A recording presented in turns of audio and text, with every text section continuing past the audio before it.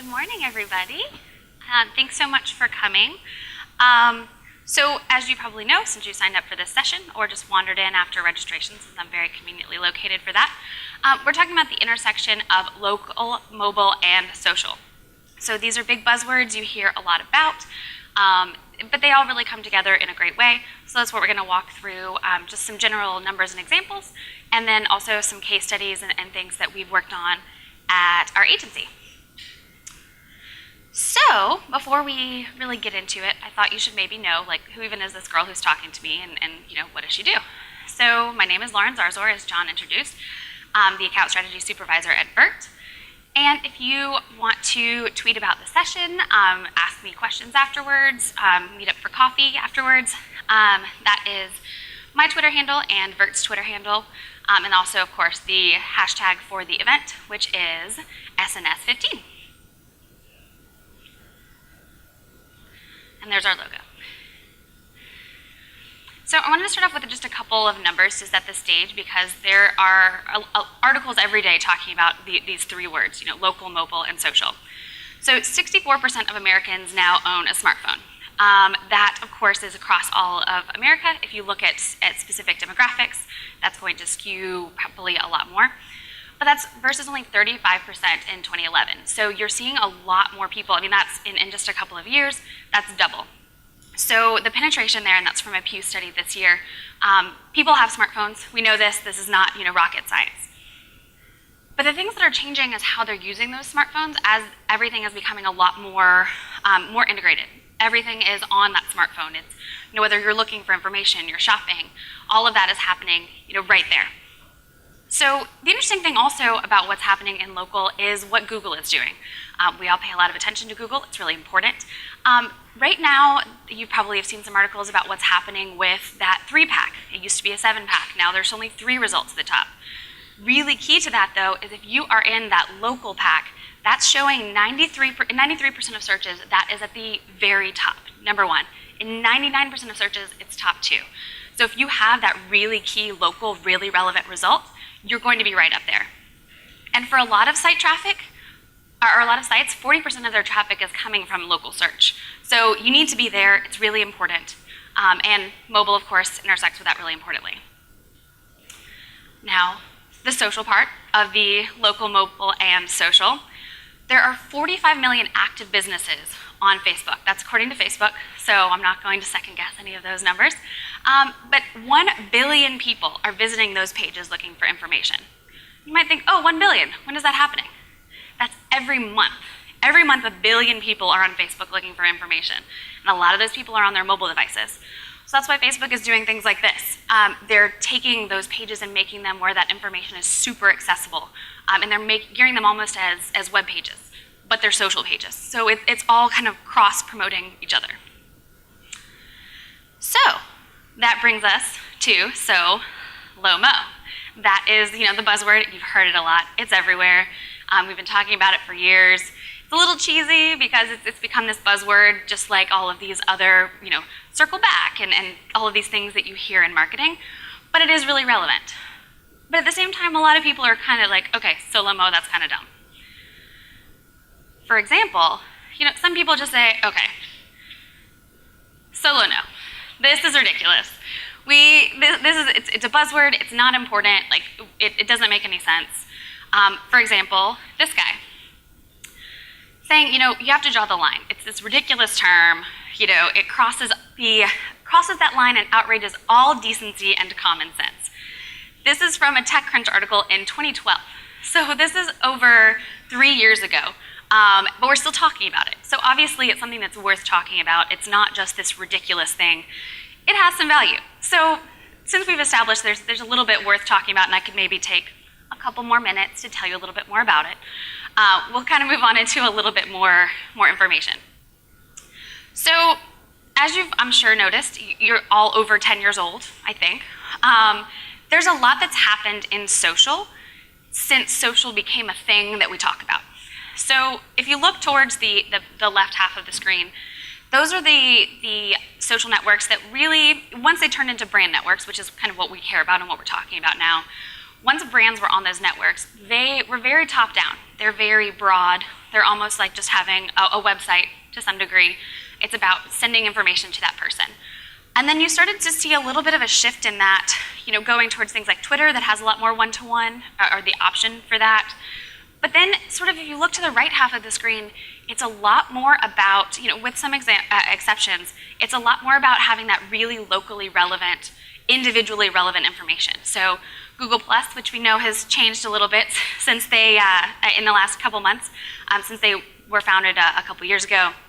But still, that idea of having that locally relevant information that also plays into search and bringing search and local and mobile all together. Things like Foursquare and Swarm. And then, if you kind of look towards the tail end, there's a lot of that really individual one-to-one kind of communication, like Snapchat, like Yik Yak, love them or hate them. They are here, and there are a lot of brands who are spending, maybe not so much on Yik Yak, but at least on Snapchat, spending a lot of time trying to figure out how to reach people there. So even just the way that we use social and the way social networks are being created is totally different now versus even just 10 years ago, which is when really we started kind of talking about social as a thing that, that you're on social as opposed to being social. So I thought I'd give you a quick case study, kind of an example of work that we've done at Vert. So we have a client, Shoney's. If you're from the South, you've probably heard of Shoney's. They're a brand that's been around a really long time.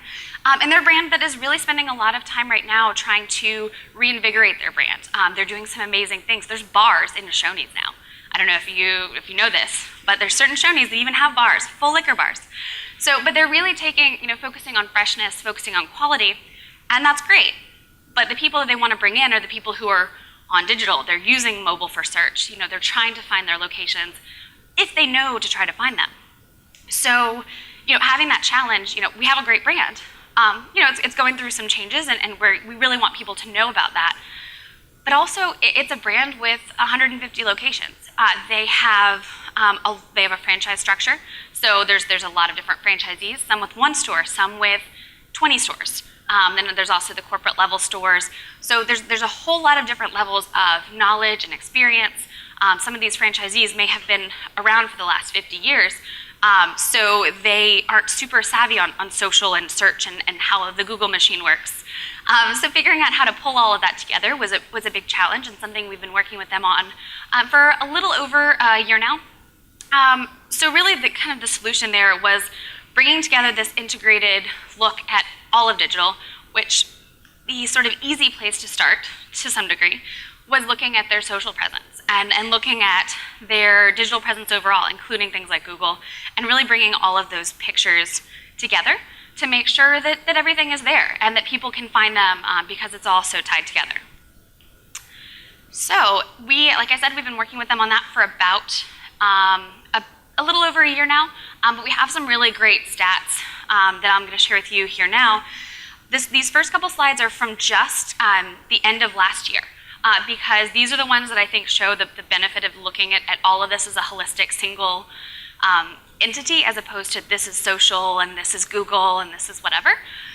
Because you can see just from October to December, which we really kind of spent a lot of time around September getting everything organized, getting all of that data correct, making sure that all of the pages were claimed, that Google was claimed and correct. And looking at the increase in engagements, going up 7x over the course of 2 months is huge. That is, and I'll talk about this a little bit more in a minute, but that's completely coming from corporate too. That's without any local buy-in, which is obviously a whole other thing.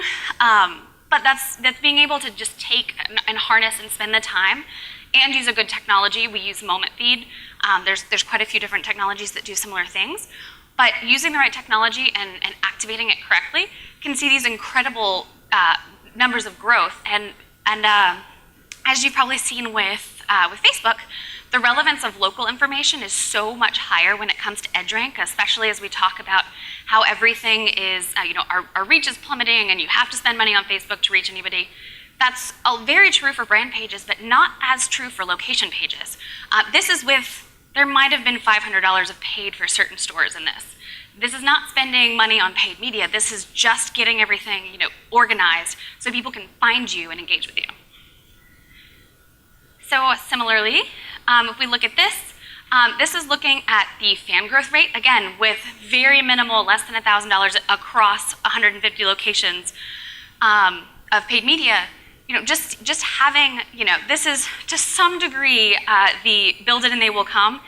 It can happen with local because people do want to check in, they want to find you, they want to look for local specials, but if they can't find you, they're not going to do it. So if you can create this and create that place for them to come to, then it's all there and they will come. Obviously, if you want to continue this growth, you'll see it flattens out a lot more after December, but we're still seeing positive numbers month over month. And then this is the last particular chart like this. But again, looking at reach and impressions, and especially when digital dollars can be really hard to come by, depending on the size of your brand or just the way that budgets are structured. Just the value of the time spent, going from Q3 to Q4 of last year, and seeing the increase in the reach and impressions that we're getting, again, with very, very little paid media, is huge. So you're actually getting a lot more value for that than you would be just spending that time just posting on the brand page, which has, I think we're at about 75,000 fans on the Shoney's Facebook page, but that is dwarfed by these local pages, and the reach that we're seeing on these local pages dwarfs what we're seeing on the brand page as well. So these next couple of slides are some of the big sexy numbers that I love to share. So 1,100% increase in Facebook fans on local pages. This is all over the last 12 months. So this is cumulative across from September of last year to the beginning of this month. 356% increase in social page views. That's primarily Facebook, because that's what we really focused on for the most part. 100% increase in tweet volume. That's people tweeting at us. Again, we didn't even focus on Twitter as a key metric for this, but people were, again, they were finding us, you being able to have those Foursquare presences claimed and knowing that we were on social, they were coming in. And then, continuing some other numbers, 1,200% increase in overall engagements across everything. That is huge. And again, this is with very, very little paid. This is bringing in what we're doing across the board and making it where people can come to us. 1,100% increase in engaged users, and 2,900% increase in users who checked in on Facebook. Now, it's hard to go to your CEO and say, hey, look at all these users who checked in on Facebook. Isn't this great? Don't you want to give us more money? But it is a huge number, and again, it shows that when you provide that information, like let people come to you, they do want to do things like check in. And that's information that's going out to their entire fan base or in their friend group, or it could be tied to their Twitter accounts if they're checking in on something like Foursquare. So, bringing all of that together is really, really important, and something that we are still working on, but we are excited to see how kind of bringing all those things together is really, really useful, and can drive some really actually good results, again, without having to say, here's a paid media budget, and go from there. So, whenever we talk about case studies, we have to talk about the pretty numbers first, and then we have to talk about the things that make it a little more difficult. So there's a lot of things that were a challenge, both for this particular client, but just in general with other clients that we're working on. So legal and franchising. There are certain brands that have franchise agreements where they can't touch the Facebook page of their local hotel or whatever. They can't even change the profile picture legally, or they don't want to because they're nervous about how that franchise agreement was written, because it was written before social was a thing that you had to account for. So working through that and figuring out how to, if it's super strict like that, figuring out how to work around it somewhat, or figuring out how to work with them, how to get franchisees excited. It can be harder than others. Again, like I mentioned with Shoney's, some of those franchisees have been around for a really long time and have been franchisees for a long time. So getting them excited about social when they don't really know how to email and they don't want to have a smartphone is really, really challenging. But it's something that you can work through. It just is something that is not a quick fix. The organizational support and kind of how the staff is set up is really key too, because some brands don't have, even if they do have a really large local footprint, they might not have the people who can help coordinate. They might have a director of marketing, but they might not have a local store marketing team. So you might be the one who has to really work with 150 franchisees or this group of 50 locations or things like that. So figuring out what that setup is, if you're an agency, obviously, with the client, or internally looking at how you can really activate what's happening, within your team, and doing some of these things, again, with what you have. Budget structures is always a fun one to talk about. That comes from the corporate level, but it also comes from the franchisee level. There's a lot of franchise brands that have ad funds where franchisees pay in, or the franchisees have their own budget they're required to spend, which is great, but it's really hard from a interfacing with corporate level to get down and get those budgets and work with them on a really holistic level. So figuring out how that is set up is really important. And there are definitely workarounds in figuring out where budgets come from. For example, a lot of what we're doing is looking at quality of store experience and reviews and things like that. That's an operations issue. That's seeing what stores are doing great, what stores aren't doing great, what servers maybe need more training. So looking at maybe it's not just a marketing budget, maybe it's an operations budget or an IT budget if it's a technology. Things like that, where you can be a little more creative with where that money is coming from on the client side. And then this one is really, really key, especially if you have a lot of locations, investing in a good software. This is stuff that you could definitely do manually, but the hours you would spend, and if you're on the client side, the amount you would pay for an agency or internally for people to do that is so astronomical and just really ineffective. And it's not efficient at all. So figuring out the right software for what you need. Like I said, we use MomentFeed. They're a really great software that does publishing, which is one of the main reasons that we went with them, because they do focus on the publishing side too, not just the data cleanup. But there are plenty of others that are really great that you can look into. Different price structures also, and different ways that they're set up. But having a good software is really, really important. So that being said, we say that you want local buy-in and local publishing. Well, that's really like the 20% to get you to the very top optimal level of what you really want to achieve from some of this. So that 80% is something that, to brag on my team and how they're able to use MomentFeed and use the platform, you can really get 80% of the way there if you have a great team at the agency level and the client level, or depending on if you're doing it internally, obviously, if you're on the client side. It's something that's, you can make it happen from that level, especially with a technology like MomentFeed or another one that will let you publish down, because we're able to send content to all of those local pages. We're able to make sure that all of the data is correct. We're able to give access if somebody on that local level is excited and does want to participate. But we can also say, hey, we'll publish, once or twice a week for you to keep these pages, keep these pages active, keep things happening. So we're not relying on local teams to get things done, which is, I think, the really key thing to when you're looking at all of this is saying, hey, let's figure out what makes sense. And if you have a large group of franchisees, especially ones that you don't think are super savvy, there are ways to get around that if you have a really organized team and have a strategy to approach that. There are some other tests we're doing right now that have some teams that are way more excited and have a lot more buy-in. So it's really great to be able to see, kind of compare and contrast those. But there is a lot of room to grow. We're excited about this. Like I said, this is a very specific example and case study, but I think it really shows the power of what can happen with social and local, and how it obviously, all of that being able to be found, and at the end of the day, your storefront is where you want to drive people to. We were at Adweek last week, and they talked about how the storefront should be your landing page for when you do campaigns. So looking at that as, the end goal is getting people to your store if you have brick and mortar locations. So considering that kind of that last step and figuring out how to connect all those dots. So that takes us to the very end. Here is our, again, the Twitter handles if you would like to tweet at me or tweet at Vert. With that, then I would love to open it up for questions.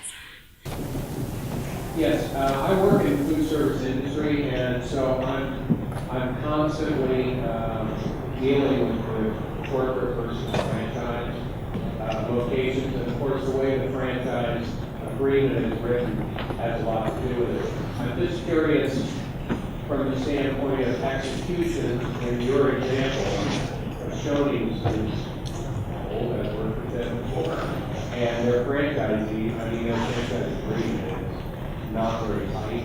I'm just curious from your standpoint, how did you go about executing this? Did you have some people who actually went out and dealt with some of the franchisees, the influencers, or obviously you probably had a lot of buy-in from Shoney's, maybe they brought them in and gave some more. I'm just curious of an overview of how you actually executed that. Yeah, absolutely. So the question was, if in case anybody didn't hear it, was how to execute from that local and corporate level when you're dealing with franchise agreements and how to get buy-in.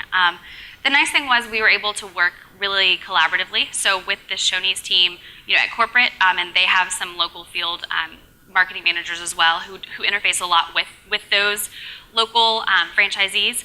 They also have a lot of, they have sort of what they call market leaders, who are people who are, who know what they're doing. They've been with the company a lot. They espouse the values of Shoney's as a brand.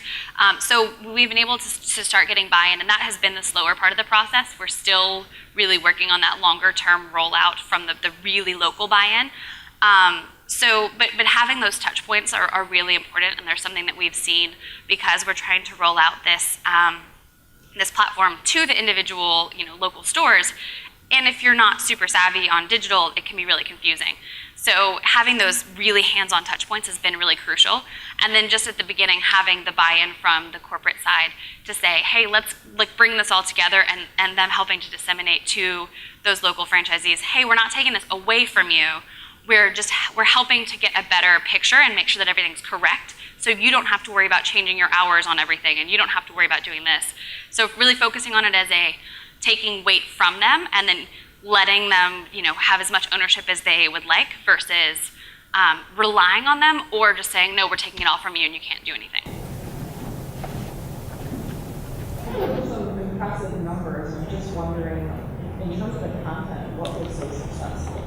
Tell me more about the content. Yeah, so the content that we have to get those numbers and to be super successful, we did a lot of testing, and some of it is that because it was going from nothing to something, you're going to see a benefit there again with having pages, because there were some locations that didn't have pages, or they were kind of a mess, or things like that. So just that step was definitely a big part of it. But then looking at the content that we're looking at globally and knowing, there's special promotions that certain stores are participating in, but others aren't. There are occasionally, consumer appreciation days or things like that they're doing, that we're doing, maybe helping with like a one-off post to a specific location. So really just finding the things that would actually resonate with people, and taking what's happening, really distilling what's happening at a brand level and sending that down from a customized level. And another, to kind of toot Moment Pete's horn a little bit as well, they actually have a lot of options for customizing within the post. So we can have one post that says, join us at Shoney's blank, and that's fill in the city. And here's the, at 135 Spring Forest Way, but that's a dynamic field also. You can have dynamic fields for manager names. You can have a lot of information there. So that also helps to bring that super local, which we wouldn't do if we had to post individually to 150 different location pages. But we can do that to, when we have a good software that can let us do it. So I think having that personalization, which also helps with reach and coming from those local pages, so that helps drive up those numbers also. Hi. What are they doing to extend your digital campaigns inside the stores? So the question is, what are they doing to extend the digital campaign inside stores? That is something we're still working on, figuring out how to capitalize on the in-store real estate, which is obviously really important. There's, of course, the old school, anybody who's worked in food service, there's table tents, there's menu inserts, there's things like that, which have great value, QR codes, which is, everyone's probably rolling their eyes, I can see it from here. But they have value, but they're kind of ridiculous also, sort of like Solo-Mo sometimes. So I think that we're still figuring that out and seeing how to kind of cross those two, again, because with a franchise model, most things are opt-in, so we don't have as much control over saying you have to do this or you have to insert that. There's a lot of opt-ins, so Still working through it, but are definitely trying to figure that out as we go. Again, having buy-in from these market leaders on the front end is helping, and working through some of the operations issues, because we know it's we have a great software, we know have a good strategy behind it, and we know we're seeing results, but figuring out those pain points of the implementation side is something we're definitely working through. A question for you. We're franchisees as well, and these are some great numbers that you've shown us. And whenever we're working with them, anything that takes their eyes off of what they consider to be core pieces of the business really requires some justification, as I'm sure you know. So, can you connect one more dot for me? Your check-ins were kind of in that direction. They rose, I think, 2,900%. But what was the revenue impact? That is a great question. So the question was about revenue impact and connecting social or digital activity, especially things like check-ins, into actual revenue and butts and seats and dollars. I will say that's something that we're still working on. There are, as with a lot of franchise models, there's a lot of different POSs we're working with, and getting all of that data, some of which are more up to date than others. So getting the true revenue dollar is tough. We have been working on something, both for Shoney's and for some of our other clients, to put together a purchase intent model, which is imperfect. It is an estimate, but taking social actions or digital actions, things like check-ins, likes of a Facebook event, claiming a coupon through a Facebook offer, visiting the locations page of the website, and giving those different weights and putting an estimated dollar value on some of that based on their average ticket. Again, like I said, it is very much an estimate, but it gives us at least a number to tie back to, both for franchisees to give them something to kind of chew on, as opposed to just check-ins, which is very arbitrary, especially if you're not, if you don't check in and you're not on Facebook. That is a completely useless number and doesn't teach you anything. So trying to connect those two dots, and then we're still kind of working through some systems to hopefully be able to have actual revenue numbers. But right now it's for the most part just tied to, we have some actual revenue dollars that they're like that we can specifically tie back, but they're for very local campaigns with small budgets, so they're kind of hard to extrapolate across the board. Yeah. Yes, I just went to the sites on Facebook, and I'm just curious. I checked a couple of them, and what I saw were all corporate placements. My question is, at the local level, I mean, some franchisees are a lot more savvy than others. Is there an opportunity for the local franchisee to have some impact and put something special on this? And if so, what's the process? Obviously, you're not going to open it up to women. Right. Absolutely. So the question is about how you can, open it up to local franchisees to actually have ownership of their page versus just having the kind of corporate push-down content. That is the part that we are really this year have been actively working on over the last, since earlier this year. And it's a big, education is a big part of it, because with Moment Feed, we are able to give people access to their specific page, and only access to those. We are able to have a library of content that they can pull from to kind of make it easier to say, hey, here's some things you can pull down and customize to yourself. But also doing a lot of education, and we've done a lot of trainings and things, so it's something that we are absolutely open to, and that we've been working with trying to, it's mostly about, and it goes back to his question in the back about how to make anything that takes them away from the operation of their business is hard to justify if they can't see what the actual ROI is. So figuring out how to show them that there is value to doing that, and to have that localized content and to be involved in what's happening with their store, that's just another way for them to interface with a customer, just like if they were walking around and stopped by a table and said, hey, how was your service? How was your food? Or you saw somebody leaving quickly and you thought they looked upset, you would go check on them. So using digital as a way to do that, and we're getting there. Again, it's finding the leaders and the people who are a little more savvy and a little more excited, and getting them to be excited, because I think as we're getting there, but as we get to that point, they'll be able to tell their other franchisees and their other partners, hey, this is really cool. It is as easy as they say. They're not just full of crap and saying that it's so easy, and then it takes me 30 minutes every 2 days. So we want to make it super easy for everyone. So still working through the doing, but definitely have kind of some systems in place for figuring out how. Kind of following up on what you went through and making more general, the idea of a company, many companies now becoming digital.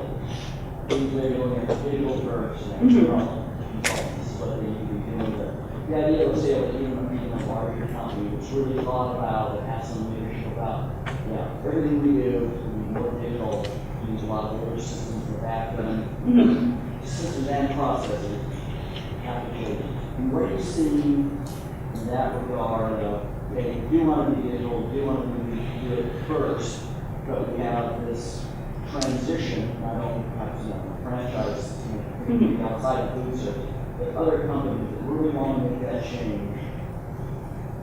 What do you see in the way of leadership, really thought on how to do that, and obviously the benefit to the company and the community. Yeah, absolutely. So a more general question about how to, how companies, especially larger brands, are approaching this shift to be digital first.